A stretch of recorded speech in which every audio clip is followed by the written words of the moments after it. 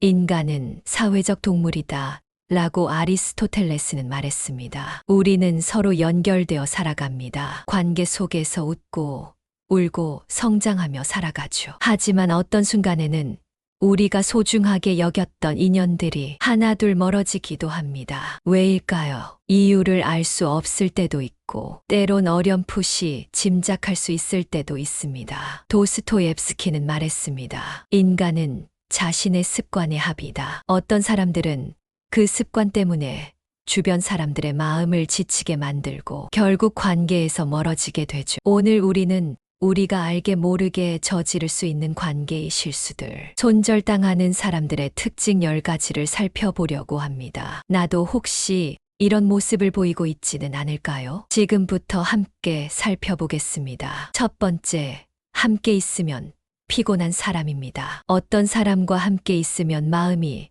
편안해지지만 어떤 사람과 있으면 이유 없이 피곤해집니다. 끊임없이 부정적인 말만 하거나 불평불만을 늘어놓는 사람은 상대를 지치게 합니다. 결국 사람들은 본능적으로 그런 사람과의 거리를 두게 되죠. 두 번째, 필요할 때만 찾는 사람입니다. 이 사람이 연락을 하면 또 뭔가 부탁하려는 거겠지. 이런 생각이 드는 사람이 있다면 이미 그 관계는 기울어가고 있습니다. 관계는 일방적인 것이 아니라 서로 주고받는 균형 속에서 유지됩니다. 한쪽만 계속 요구하고 기대하는 관계는 오래가기 어렵습니다. 세 번째, 자신의 이야기만 하는 사람입니다. 대화는 흐름이 있어야 합니다. 하지만 어떤 사람들은 상대방의 말은 들으려 하지 않고 자신의 이야기만 합니다. 자기 자랑이든 하소연이든 듣는 사람을 배려하지 않는 대화 습관은 결국 사람들을 멀어지게 만듭니다. 네 번째, 모든 걸 자기 중심으로 생각하는 사람입니다. 세상은 내 중심으로 돌아가지 않습니다. 하지만 어떤 사람들은 늘 자신이 기준이고 자신의 관점만이 옳다고 믿습니다. 이기적인 태도는 상대방을 피곤하게 만들고 결국 관계의 균형을 무너뜨리게 됩니다. 다섯 번째는 험담과 뒷말을 즐기는 사람입니다. 한 자리에서는 누군가의 험담을 하던 사람이 다른 자리에서는 내 험담을 할 수도 있습니다. 험담이 습관이 된 사람은 신뢰를 잃고 결국 주변에 아무도 남지 않게 됩니다. 여섯 번째는 약속을 가볍게 여기는 사람입니다. 시간 약속을 잘 지키는 것은 그 사람의 성품을 보여준다. 임마누엘 칸트의 말입니다. 약속은 신뢰의 기초입니다. 그러나 이를 가볍게 여기는 사람은 결국 신뢰를 잃고 관계에서 멀어질 수밖에 없습니다. 일곱 번째는 남의 삶에 지나치게 간섭하는 사람입니다. 사람마다 살아가는 방식이 다릅니다. 하지만 어떤 사람들은 이게 정답이다라며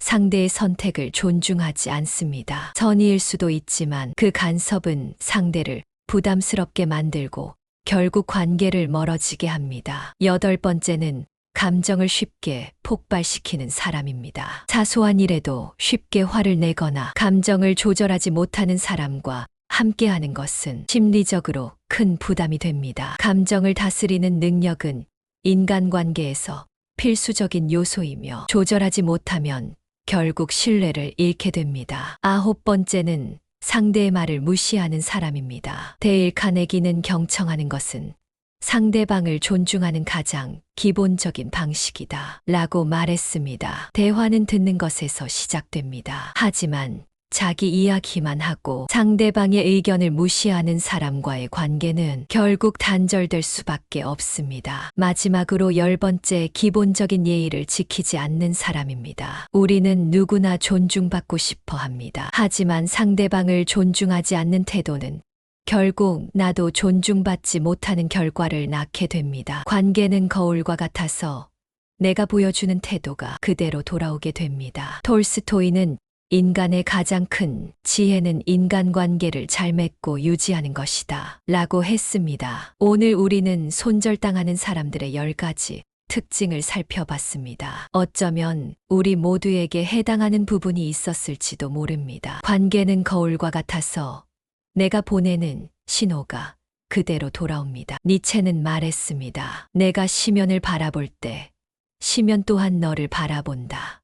내가 주변 사람들에게 보내는 말과 행동, 태도들이 결국 나에게 어떤 관계를 만들어 주고 있는지 돌아볼 필요가 있습니다. 손절당하는 사람이 아니라 함께하고 싶은 사람이 되기 위해 오늘부터 작은 변화를 시작해보는 건 어떨까요? 영상이 도움이 되셨다면 좋아요와 구독, 알림 설정까지 부탁드립니다. 함께 더 나은 관계를 만들어 가요. 다음 영상에서 또 만나 뵙겠습니다.